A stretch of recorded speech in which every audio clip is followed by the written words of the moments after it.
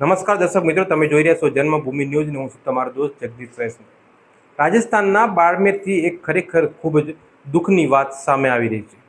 કે મંગળવારે શરણાઈઓ વાગવાની હતી, જાન ચડવાની હતી, ઢોલ ધબૂકવાના હતા, પરંતુ એવા ટાણે જ્યારે બાड़मेરના સિટીની અંદર જે ઘરમાં લગ્ન પ્રસંગ હતો, પરંતુ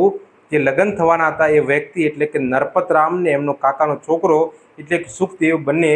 બાड़मेर ગયા હતા બાઇકની ઉપર। પણ ખબર નહીં કે એમને ખબર નહીં હોય કે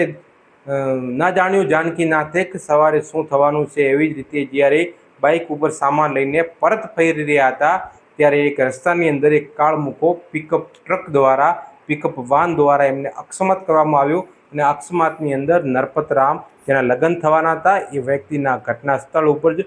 મોત થયું અને એમના કાકાના છોકરાએ હોસ્પિટલની અંદર દમ તોડ્યો। ખરેખર આ જ્યારે ખુશીનો માહોલ હતો, પરંતુ જ્યારે આ વાત સાંભળીને પરિવારની ઉપર આભ તૂટી પડ્યો। તમે વિચારી શકો છો મિત્રો કે આપણા પૂર્વજો એટલે કે આપણા જો વડીલો હોય છે એ આવું જ કહેતા હતા કે જે ઘરની અંદર લગ્ન પ્રસંગ હોય એને જે લગ્ન હોય એ વ્યક્તિને બહાર જવા ઉપર સંપૂર્ણ રીતે પ્રતિબંધ હતો, કે એમને ખબર હતી કે 4-5 દિવસમાં જે ઘટના ન ઘટે એના માટે એમને બહાર જવા ઉપર પ્રતિબંધ હતો। પરંતુ જે અત્યારના યુગની અંદર કોઈ પણ લોકો સમજતા નથી,